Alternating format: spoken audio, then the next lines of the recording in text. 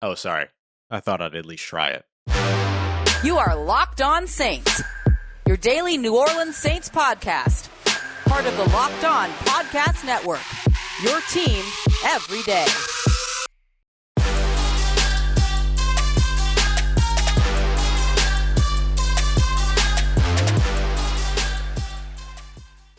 What is good, Who Dat Nation and Who Dat family? Welcome into another episode of Locked On Saints, your daily podcast covering the New Orleans Saints, part of the Locked On Podcast Network, your team every day. On today's episode, Jameis Winston lights it up on some preseason Monday Night Football going up against the Jacksonville Jaguars. We'll talk about why, even though Sean Payton was non-committal about naming a starting quarterback moving forward at this time, I think the answer to whether or not Jameis Winston did enough is unequivocally yes. Then, unfortunately, it wasn't all sunshine and rainbows for the New Orleans Saints and New Orleans Saints fans as Adam Trautman was carted off, but we did get a hopeful update on his injury status. We'll talk about that and what the Saints would have to do at tight end if they ended up missing their second-year guy for any extended period of time. And then we're going to wrap up with more performances to know about from Monday night's action, the good and the bad. We've got it all and much more, of course, on today's episode. And as always, I'm your host, Ross Jackson, at Ross Jackson Nola on Twitter,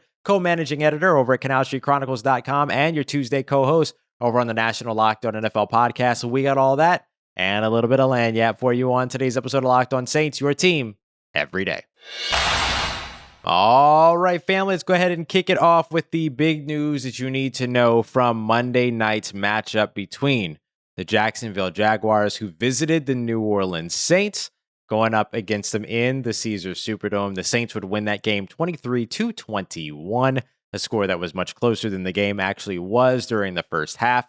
But the score doesn't really matter in the preseason, right? It's the battles. That's what you're watching. You're watching the guys that are trying to make the roster, that are trying to win roster spots, and there is no roster spot under the magnifying glass or under the microscope even, as much as the New Orleans Saints quarterback position. Jameis Winston, Taysom Hill, and today, Monday night, as I record this, it was all Jameis Winston all the time. Went 9 of 10 over the course of 3 possessions, threw 2 touchdown passes to Marquez Callaway, 123 yards, no interceptions, and only missed on 1 pass on a 3rd and long to a dump off, which was the right decision to make to Tony Jones Jr., and unfortunately just missed on that pass. But a near perfect night for Jameis Winston. Again, 9 of 10, 123 yards and 2 touchdowns. Both of those touchdowns going to Marquez Callaway. And we can't give Jameis Winston all the credit because Marquez Callaway made a pair of phenomenal catches. First on a 43-yard touchdown, which ended up being a great read by Jameis Winston. Saw the safety in cover 3 bite down to Deontay Harris,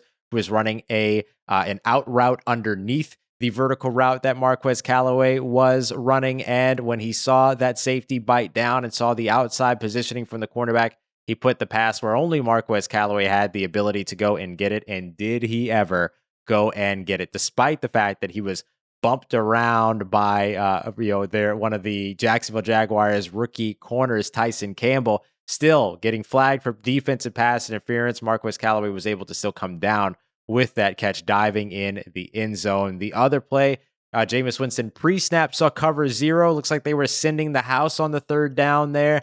And so he made a change to Marquez Callaway's route, sent him a signal, and Marquez Callaway was able to sprint down the sideline on a mismatch, or at least on a matchup that Jameis Winston thought favored Callaway. He put the pass just on the outside by the pylon, gave Marquez Callaway the opportunity to make a play on that ball, and did he ever. Again, being hung on to by his defender, ended up making a one-handed catch with his left hand, getting his right knee down before rolling out of bounds. Great ball placement from Jameis Winston, but an even better catch by Marquez Callaway. And those were just the touchdowns. There were several nice plays and several nice completions.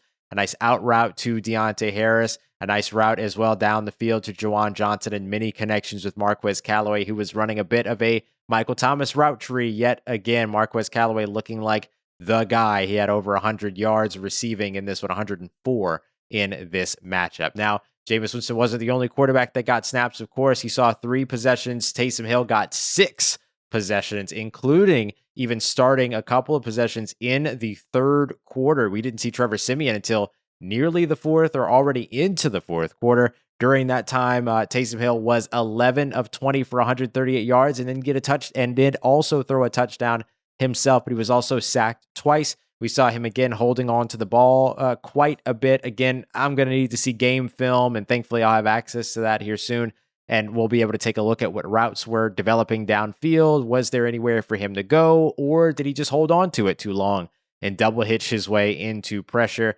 We did see him extend a couple of plays, get outside the pocket and make some throws downfield, but all in all, just not a polished night for Taysom Hill, who did okay in the 2-minute drill. I was sort of talking with Kat Terrell about this from over at The Athletic on Twitter as well. Just no decisiveness, right? It doesn't matter who the opponent is or what players are playing around you. If you're looking for traits where you can see somebody be decisive, have conviction with their throws, you saw that from one quarterback. Didn't see that from the other. And unfortunately for Taysom Hill, you didn't see it from Taysom Hill. Now, do I think that Taysom Hill lost the quarterback battle today? No. But do I think that Jameis Winston won the quarterback battle? Absolutely. And that's the way that you wanted this to come down. You wanted this to come down to one of these two quarterbacks winning the battle, not winning it by default because the other one lost it. Sean Payton, of course, after the game, non-committal in terms of naming a starting quarterback at this time or naming a timeline, which again is not surprising. We've heard a couple of conflicting reports so far. Peter King mentioning, as we talked about in yesterday's episode of Locked On Saints in his Football Morning in America article that he put out at the beginning of the week, that the Saints would like to make that decision before the Arizona Cardinals game, the third preseason game, which is this coming Saturday evening. But then we also got a pregame report by Lisa Salters saying that Sean Payton mentioned that they would like to make that decision before week 1. Now, both of those things are before the week 1 game against the Green Bay Packers, so it doesn't necessarily mean that one of them is wrong, but just the specificity of the timeline right now is a little bit cloudy in terms of when we can expect to see or hear about which one of these quarterbacks is going to be the starter going into the Green Bay Packers game in the Caesars Superdome to open up the 2021 NFL season. One last piece of interesting quarterback news came from the Monday Night Football broadcast. Steve Levy talking about how the New Orleans Saints, they were told that the Saints were getting phone calls about one Ian Book, the 4th-round quarterback they drafted out of Notre Dame. My, how the turntables. After all that time, everybody was making fun of the New Orleans Saints and kind of poking fun at them for drafting Ian Book. Now, all of a sudden, you're learning that potentially teams across the NFL have been making phone calls about the guy. And I don't think that there's anything that any team could offer the New Orleans Saints that would make the Saints actually move on from Ian Book. Because don't forget, Ian Book is the only quarterback right now that's actually under contract for the New Orleans Saints in 2022. So regardless of who gets to start in 2021, you got to be able to get him back. So instead of going into 2022 completely uncertain of what you have at the position, you might as well at least keep the guy that you really, really like, and this organization really, really likes, Ian Book. So as of right now, it's looking like Jameis Winston is in the lead quite a bit, and maybe even not even in the lead. You might even just say he's won the quarterback battle for the New Orleans Saints, but we'll still have to wait to see what the final decision is from the organization, not just the folks that talk about it and write about it. They're the ones that have to make the decision, so we'll see what decision they actually make. No timetable at this time on when they plan to make that decision. But speaking of timetable, we'd love to know what's going on with Adam Trautman. Ended up being carted off of the field with a lower leg injury, looked like a left foot injury of some sort. We did get a little bit of good news from Adam Schefter, but we're going to talk a bit more about that, as well as what the Saints do if they lose Adam Trautman for any extended amount of time, as we continue on with today's episode of Locked On Saints. And of course, as always, you can go and check out our good friends over at betonline.ag, our exclusive betting partners here on the Locked On Podcast Network, who have everything that you're looking for, whether it be props, odds, and of course, contests, including a big mega contest that they have going on worth $500,000 and a $200,000 NFL survival pool that you can get in on as well. And it doesn't stop there. If you go and sign up right now over at betonline.ag, you get your free account set up. You can get a 100% welcome bonus on your very first deposit. Then you could turn that around to go and check out the big kickoff special that they have for the NFL by using the promo code NFL100. You can go ahead and join in on placing a wager on either the Dallas Cowboys or the Tampa Bay Buccaneers, who are going to open up the season on Thursday Night Football, September 9th. And if you use that promo code, once again, NFL100, NFL100, you can end up actually getting your wager back if you lose up to $25. So It's risk-free. Go and have a little bit of fun. See if you can win yourself some money with that big contest as well. So go and check them out. Always lots of fun stuff going on over at Bet Online, your online sportsbook experts. All right, Who Dat Nation, we talked a bunch about the quarterbacks, and of course, we'll continue to dig in a little bit deeper on these guys once I can actually sit down and get an in-depth look, watch the All-22 coaches film, stuff like that. So we'll get more in-depth on Wednesday's episode. As we always promise, we never just want to go with initial reactions. We always want to go with analysis and breaking things down. So we'll get a little bit more into the quarterback battle. But as of right now, in terms of the initial response that you're seeing, Jameis Winston clearly with a big day in New Orleans and doing it under the lights of the Mercedes-Benz Superdome, of the Caesars Superdome. Even more impressive. But one of the big performances and one of the big performers that we were hoping to be able to see really develop in his second year here in New Orleans, much like we've seen Marquez Callaway really come to blossom here over the course of this offseason, is Adam Trautman. And Adam Trautman has had a bit of a weird offseason so far. Not super involved in the offense as a pass catcher, either in the previous preseason game or even throughout training camp. You do see a couple of targets to him every now and then, particularly looking for him down the seam, things like that, but not getting a ton of attention over the course of the offseason. Well, on Monday night, during an early portion of the game, he was actually carted off the field. He had his left shoe off. His foot looked to be bandaged, and he was also holding on to the foot as well as they were driving away. Well, a bit of a scare to see that for Saints fans, and I'm sure the New Orleans Saints organization as well. A lot of expectations around the second-year tight end out of Dayton. But we did get an update from Adam Schefter, who tweeted, Saints tight end Adam Trautman, who was carted off on Monday night, scheduled to undergo an MRI on his foot on Tuesday. Today, if you're listening on Tuesday, tomorrow, if you're listening tonight, per source. Initial x-rays Monday night were negative, but Troutman was still experiencing mild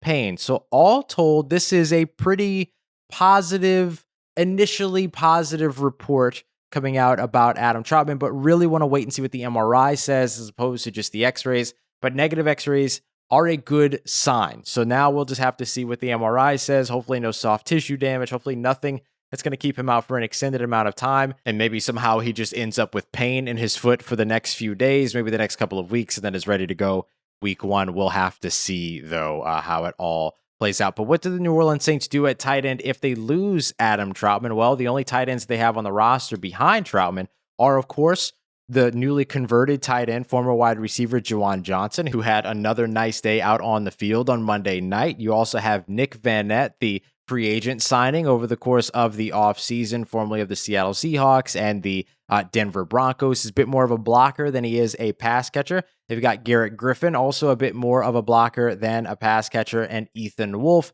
who has shown a propensity for a little bit of both over the course of his time working with second and third teams, mostly third teams. Could he be somebody now that gets an opportunity to maybe move up into a third spot, competing more directly with Garrett Griffin, perhaps, if Adam Trautman isn't ready to go at the beginning of the season, which, again, we don't know. I don't want to assume the worst, but they should be prepared for the worst, right? Assume that you're going to have to do something here. Now, if Jameis Winston does end up getting the starting role, as I think many of us expect after the Monday night performance, then, of course, you get Taysom Hill back in his offensive role, being utilized as an offensive weapon, and so he becomes another potential tight end for you, even though the blocking assignments at his slimmed down frame, which is really just more of a redistributed frame than a slimmed down frame, might end up going the wayside a little bit. So you still look at some of those other guys like Juwan Johnson, who's an excellent blocker, Nick Vanette, Garrett Griffin, who are excellent blockers as well. I took the liberty of looking for some free agent tight ends that might still be out there. Of course, some of these guys that are out there like Tyler Eifert, you don't know how much are still left in the gas tank there. Trey Burton, a little bit undersized for what the New Orleans Saints usually like at the tight end position, but there are some tight ends that are out there that already have some ties to New Orleans. Cole Wick, who was a player that opted out of last season along with Jason Vanderlaan, who's also a free agent at the moment. Both of those guys available, could potentially end up making a return to the New Orleans Saints. Deion Yelder, who was, one of the guys that we really liked as an undrafted free agent out of Western Kentucky a couple of years ago, spent some time with the Kansas City Chiefs. Again, a little bit undersized for what the New Orleans Saints usually like for a tight end, but if you're looking to just bring somebody in for training camp to kind of hold over until Adam Trautman's ready to get started, assuming he can be ready for the beginning of the season in that case, maybe not bad to bring somebody back that you're familiar with. And then, of course, the Saints could also bring back a recent addition that they just moved on from as they were trying to make some space to sign some veteran safeties, bringing back Natrell Jamerson, signing Aldrick Rosas, as well as Jeff Heath, that veteran safety I was talking about. But they ended up moving on from Josh Peterson, the tight end out of UL Monroe, of course, son of Doug Peterson, who used to coach the Philadelphia Eagles, formerly the head coach of the Philadelphia Eagles. They could potentially reunite with him after just briefly having moved on for him, or just recently having moved on from him. Maybe keep that a brief period and bring back the tight end who was already starting to learn the ropes with the New Orleans Saints. So there's a couple of options out there. You have some on the team. Taysom Hill having an offensive role certainly helps you quite a bit. And then you have the guys that are available and that the team might be familiar enough with that they could bring back as well to just kind of keep in the rotation. But the silver lining here is that the x-rays were negative. Hope to see the same thing from the MRIs and to get Adam Trautman back quickly. That tight end room just became completely depleted over the course of the offseason. Jared Cook heading to Los Angeles with the Chargers. Josh Hill headed to Detroit and then retiring. So really Adam Trautman was the guy that you banked on and saying, all right, those guys are going to go. We're going to hang on to, we're okay because we've got Adam Trautman. Now, do you have Adam Trautman?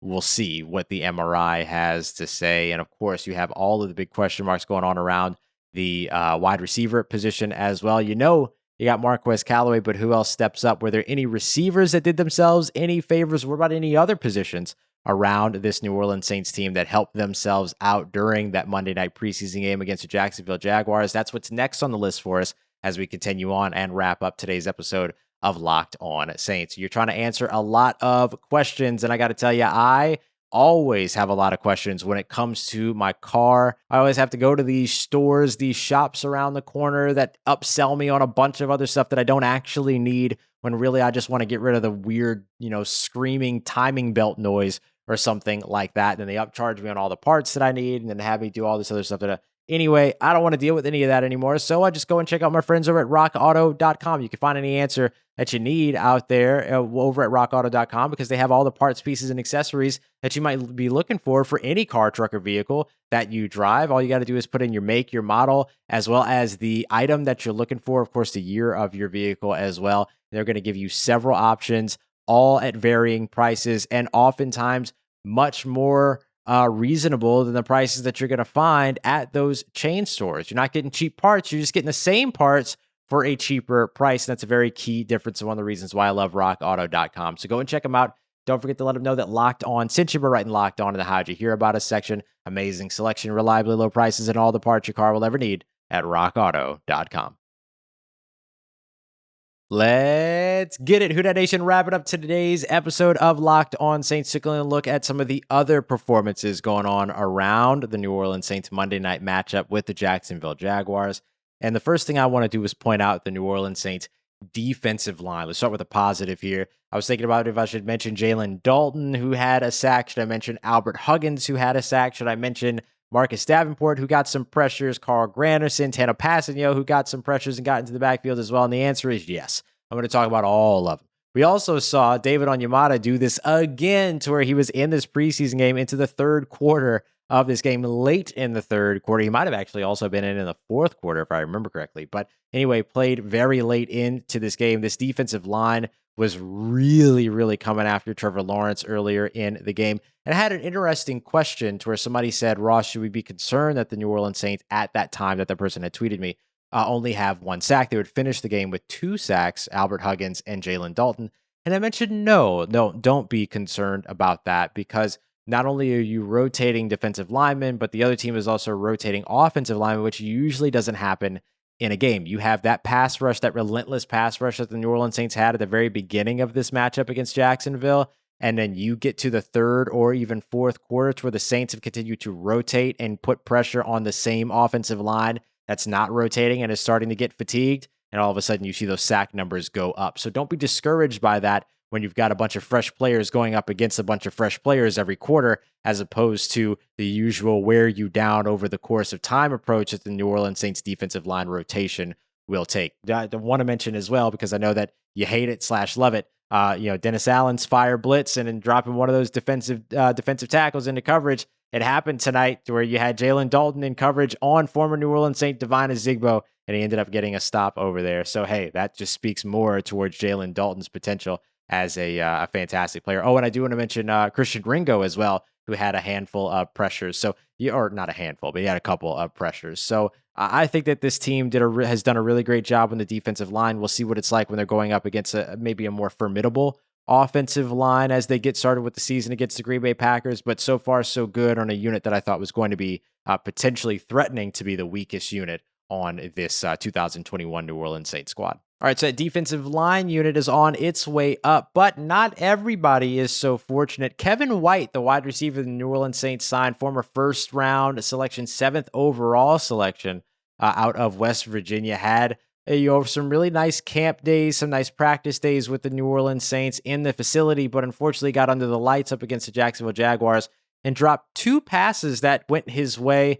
And look, I think the Saints should give him another shot. I don't think that they should kind of, just move on from him, because if you want to move on from him, who are you moving on to in that case? But anyway, when it comes down to it, give the guy another shot, but I don't think he did himself any favors. But we did see the New Orleans Saints look at a guy like Jordan Humphrey, who, yes, caught a touchdown pass in the first preseason game, but struggled a little bit with some drops and, inability to play up to his frame, play up to his size on some contested catch situations, struggle a bit throughout camp. And then he ended up coming out on Monday night and having a great game. So maybe you'll see that from Kevin White, hopefully, if he gets another shot with this team. Again, 6'3", you just can't teach size, and he's definitely got it. But I don't want to just cut the conversation short when it comes to Jordan Humphrey and his 6-foot faux self. I mean, he had himself a nice game too, because Jordan Humphrey has done something consistently that I think we should credit him more on and that we should be talking about more, is his ability as a yards after catch guy. If he can get the ball in his hands, he consistently creates a bit more after the catch than maybe you expect he'll be able to. You think about him as being, the 6'4", 220 plus type guy that's going to go up there and fight for the ball. Sometimes he's actually not as successful doing that, but if you can get the ball in his hands, then all of a sudden he's spinning off of tackles, he's fighting through contact, and he's picking up some extra yardage for you. So if the Saints can get the Marquez Callaway that showed up at the beginning of the year here, the one that showed up for this Jacksonville game and even the beginning of that Baltimore game, you get that guy week 1, you get a Jordan Humphrey that can continue to create after the catch week 1. We'll see what happens with Deontay Harris. Remember the PJ Williams suspension for a similar situation that Deontay Harris had in July. PJ Williams' arrest took place in January, and he didn't get suspended until October. So we don't know what the real timeline is going to be for a guy like Deontay Harris, who had this happen in July. So if he ends up being out there week 1, then all of a sudden you have a wide receiver core that, if they're performing up to the scheme, then all of a sudden you're feeling pretty good about them. Now, do they erase Michael Thomas? No, of course not. Michael Thomas is the eraser. But if you get Michael Thomas back and you still have a healthy Marquez Callaway, look out, because I'm very, very excited about that. All right, let's do one more negative here and one more positive. I do have to give a couple of injury updates really quickly, though, because these all kind of tie in. Brian Mills, the newly signed cornerback out of North Carolina Central, had an injury. He was down on the field and then was helped off on that same play. Bryce Thompson, the undrafted free agent safety / corner, let's just call him a defensive back, out of Tennessee, was also injured. On the offensive side, you also saw an injury to the guy that I want to talk about here, Ethan Greenidge. Ethan Greenidge struggled quite a bit in the last game. He also got beat inside during this game, and then also has the injury. Hopefully the injury isn't something that ends up keeping him out for an extended amount of time. But if you're evaluating just the performance, he's been somebody who has struggled, and that's not isolated to just this season. So as the New Orleans Saints look to build some reliable depth on their offensive line, Ethan Greenidge is somebody that's looking to slowly move his way out of the favor of the New Orleans Saints, who certainly have liked him a ton in the past. And one other up that I have to talk about here, somebody else that really raised their stock and that we already know about quite a bit. Aldrick Rosas missed a point after, but did drill a 52-yard field goal. Not the same type of inconsistency coming from the other boot on this team, and Blake Gillikin, who had a 63-yard absolute hammer, just a dinger of a punt out there. This guy is remarkable. There's no wonder why the New Orleans Saints stashed him away last season on injured reserve. So the Saints are in good hands right now when it comes to the special teams unit. They're still making sure to get some opportunities, make sure that they're getting some guys out there. Kevin White actually performed pretty well on some special teams plays. You also saw Wynton McManus get out there. He had an interception in this game, and then he made a couple of different plays and then had some nice special teams plays as well. So you saw that, you could see sort of special teams all come together for the New Orleans Saints as they give a lot of guys some opportunities there. And real quick, actually, just to close out this linebacker room, we've talked about it before. It was a big concern coming into 2021. It felt like now all of a sudden it's a big time strength. If you include Wynton McManus at the bottom of the roster, the bottom of the depth chart right now, if you look at the top, it's Quan Alexander, Demario Davis, Zach Bond, Caden Ellis. You got Pete Werner in there, though we haven't seen him in action yet. And then the bottom three guys, quote unquote, are definitely Chase Hansen, Andrew Dowell, as well as Wynton McManus, who are all kind of competing for spots. But I think that, the Saints will keep 6. So one of those two guys will stick with New Orleans, but I wouldn't be surprised if the other two still end up on a 53-man roster elsewhere as the rest of the NFL looks for linebacker depth. And the New Orleans Saints have been cultivating it. And just a big time shout out to Michael Hodges, linebacker coach for the New Orleans Saints, who has made a big difference in that linebacker room, even after already having a successful coach there in Mike Nolan. But Michael Hodges has done a great job picking up where Mike Nolan left off. All right, y'all, we are not done talking about the Monday night win for the New Orleans Saints in the preseason.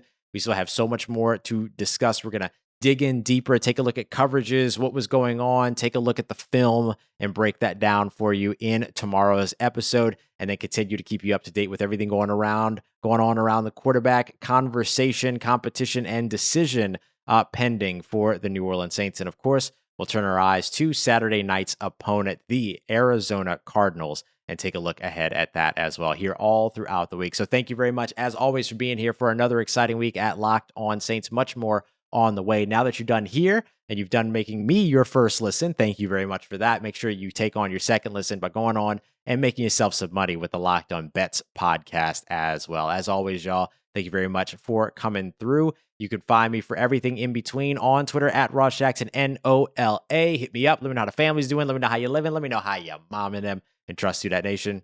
I'll holla at you.